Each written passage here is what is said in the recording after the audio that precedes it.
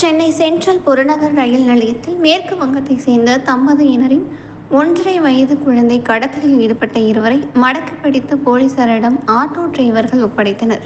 மேலும் 2 ஆட்டோ டிரைவர்களையும் போலீசார் பாராட்டி வெகுமதி அளித்தனர்.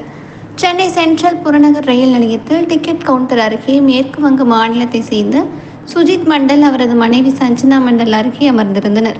அவர்களது 1.5 வயது குழந்தையை வைத்திருந்த போது இருவரும் குழந்தையை டிக்கெட் கவுண்டர் அருகே படுக்க வைத்துவிட்டு வெளியே சென்று விட்டு வந்து பார்த்தபோது குழந்தை மாயமானது. இதனால் அதிர்ச்சியடைந்த சுஜித் மற்றும் அவரது மனைவி கண்ணீருடன் சென்ட்ரல் ரயில்வே காவல்துறையிடம் புகார் அளித்தனர்.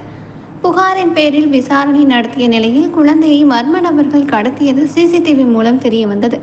அதனை அடுத்து சென்ட்ரல் புறநகர் ரயில் நிலையத்தில் உள்ள கண்காணிப்பு கேமரா பதிவுகளை வைத்து காவல்துறையினர் விசாரணை நடத்தினர்.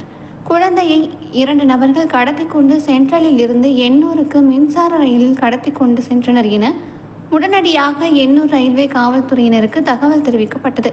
பின்னர் எண்ணூர் ரயில்வே நிலையத்திலிருந்து வெளியே ஆட்டோ ஓட்டுநர்களிடம் மறுமலர் மற்றும் அவர்கள் இருவரும் கேட்கும் வாடகை விட அதிகமாக தருவதற்காக ஒப்புக்கொண்ட உடனே சந்தேகம் அடைந்த அப்துல் வசீப் மற்றும் நந்தகுமார் ஆகிய ஆட்டோ ஓட்டுநர்கள் கடத்திய குழந்தையை போலீசாரிடம் கொண்டு ஒப்படைத்தனர்.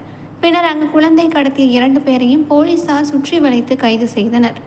மேலும் முதற்கட்ட போலீசாரிடம் விசாரணையில் மர்ம நபரான கார்த்திக் மற்றும் செல்வம் என்பதும் குழந்தையை கடத்தி எண்ணூர் பகுதியில் விற்பதற்கு விலை பேசியுள்ளதாகவும் மேலும் பல குழந்தைகளை கடத்தி விற்பனையில் ஈடுபட உள்ளதாக விசாரணையில் அம்பலமானது. மேலும் பல குழந்தைகளை ஏற்கனவே விற்பனைக்கு ஈடுபட்டுள்ளார்களா என்பது குறித்து போலீசார் தீவிர விசாரணை மேற்கொண்டு வருகின்றனர் என்பது குறிப்பிடத்தக்கது.